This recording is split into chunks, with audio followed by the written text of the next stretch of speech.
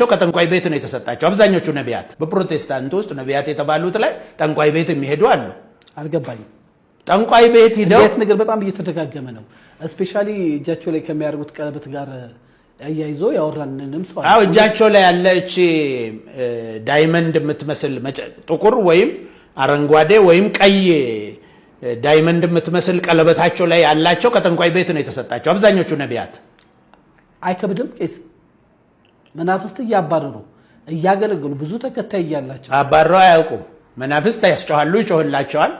ትንሹ መንፈስ ለትልቁ ትልቁ ሰው ትልቁ ልጅ ትንሿን ልጅ ወጥቶ እንደሚያስለቅስ ትልቁ አጋንንት በእነሱ በኩል ሆኖ ትንሹን አጋንንት ይቆረኩማል ሰዎችን አሳምኖ ለማምጣት። ለቆ ግን አያውቅም።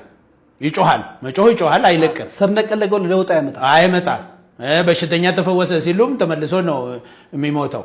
ከዚህ በፊት እኮ ተነጋግረናል። የኔ የሚስቴ ወንድም ሁሉ ራሱ እነዚህ ሐሰተኛ ነቢያት ድናል ብሎ መድኃኒት ተቀብሎ ምናምን ገደሉት አላልኩ? እንደዛው ብዙ የገደሉት ሰዎች አለ። እንደሱ ነው የሚያደርጉት እንጂ ድኖ ማዕቅም አጋንንትም ለነሱ ጮሆላቸው ለቆላቸው ማዕቅም በመናፍስት እንደሚንቀሳቀሱ ደግሞ ከሚያደርጉት። አሁን ደግሞ ይሄ መናፍስት አሰራሩ ከምን ጋር ተያይዟል? ከዚህ በፊት ስንጮ የነበረው ከኒው ኤጅ ሙቭመንት ጋር ተያይዟል። በሳይኪክ ፓወር ነው ብዬ ወደ 5 መጽሔት እንዳውም ወንድማችን ሐዋርያ ታምራት ታረቀኝም በስንት ምክር ከሌሊቱ እስከ 9 ሰዓት ቁጭ ብዬ መክሬው ይሄን ነገር ይሄ የመንፈስ ቅዱስ አይደለም፣ ሳይኪክ ፓወር ተለማምዶ ነው ያመጣው። ነፍሴ ከውስጤ ወጣ ትሄዳለች ይለኛል። ማን ነው? ታምራት ታረቀኝ። አረ ትልቅ አገልጋይ ቄስ ታወቀ ትልቅ አገልጋይ ነው እኮ መክሬው ነው። አሁን ወደ ወንጌሉ መለስኩት። እኔ ሳንዴ ስኩልም ያስተማርኩት እኔ ነኝ፣ ደህንነትም ያስተማርኩት እኔ ነኝ። ሱማ አኩርፏል። በወቅቱ ብዙ አይነት ጥቃትም ሊያደርስብን እኔም ባለቤቴም ልጄም ላይም ብዙ ነገር አድርገዋል በወቅቱ ማለት ነው። አሁንም ሊያረጉ ይችላሉ። ከዚህ በኋላም አረጉም የሚል ነገር የለኝም። ግን ምንድነው ያልኩት እኔ በጌታም ስላሳደግኩት ይሄን ሰው እሱ መስክሯል፣ ወጥቶ ተናግሯል በወቅቱ ይሄን ተው ወንጌል ብንሰራበትስ ነው እኮ ያለኝ በአፉ። በሳይኪክ ፓወር ወንጌል አይሰራም። ሰው ብናመጣትስ በዚህ አይሰራም። ቄስ ከትልቅ ይቅርታ ጋር ይሄ በጣም ጥልቅ አንድ ሕፃን ልጅ ወጣ አይታል። ይሄንን ከተናገረች በኋላ የተለያዩ ሰዎች ሐሳብ እየሰጡ ነው። ያም ከሃይማኖት ቤተሰብ ጋር ይሄ ነገር እንዴት ጥልቅ ግንኙነት የቆየ ታሪክን ያለው እየተነገረ ያለበት ሁኔታ ነው። በሰፊው መረጃ አጠናክረን ይሄንን የሚመለከታቸው አካላትም እንደው ፊት ለፊትም አምጥተን ብናወያይ አይሻልም ቄስ? ምንም ችግር የለውም እኮ ለኔ መረጃ ያስፈልገው ምን ያለፍኩበት የኖርኩበት ስለሆነ ዝም ብዬ ነው የምተነትንልህ። ይሄንን ያየሁትን ሌሎቹ ስላላዩት ስላልኖሩበት ያኔ አሁን እንደዚህ ብለን ሃይማኖቱንም ላለማስወቀስ ለፕሮቴስታንቱም ለወንጌል አማኙ ለመጠንቀቅ ብለን እየሸፋፈን ነበር የመጣ ነው። አሁን ግን ራሱ እየተገለጠ ስለመጣ የምትሸፍነው አይነት አይደለም።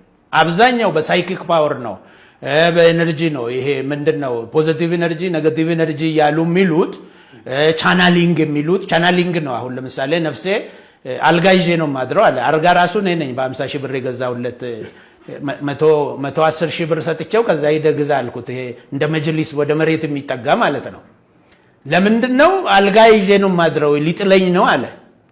እንደዚህ በቃ እየተሰቃየው እየተቃጠልኩ ምናምን ባለበት ባጣራ ይሻላል። የደውልለታለሁ አውቃለሁ። አምጣው እኔና እሱ ቁጭ ብለን ይኸው ባለቤቴም አለች እሱ የነገረንን ሁሉ በነገረን ሰመን ይሄን ተው ብዬ ነው የመከረው። እንደው ቄስ ከትልቅ ይቅርታ ጋር ወደ መጨረሻ ጥያቄ ትንሽ ይሄንን ስለተናገርኩ ይኸውልህ አሁን ሰሞኑን እንደዚህ አይነት ነገር ስናገር ያሰድቡኛል። ድሮ አሰድበውኛል። ቁጭ ብሎ አንተና እኔ የምናውቀው ሚዲያ ቁጭ ብሎ ነው የሰደበኝ። እንደዚህ 60 ሺህ ብር ተሰጥቶት ልጁ ማለት ነው።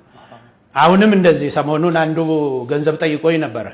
ማለት እንደዚህ ለምን ተሰደብከኝ ብዬ ስደውልለት አንተም ከከፈልከኝ መልሼ አሞግዛለሁ ምን ችግር አለው ነው። ገንዘብ ከፍለው ሁሉ ያሰድቡሃል። አሁን የክፍያ ነገር ነው ማለት በቃ ከፍለው በቃ ሚዲያ ላይ ወጣና አጥረግርገው ይሉሃል።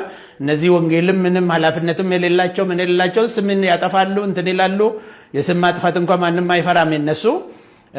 እንደዚህ አይነት አሉ። ይሄ ምንድነው አሁን ይሄን ስለተናገርኩ ራሱ የሚቀጠሩ ሰዎች አሉ።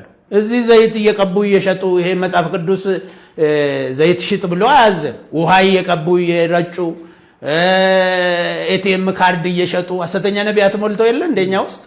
ምንድነው ይሄ ለገንዘብ ብለው ለጥቅም ብለው ለሰርቫይቫል ብለው እኛ ውስጥ ፈጠሩ። ያ ብቻ አይደለም መናፍስትም ያለባቸው ሰዎች አሉ።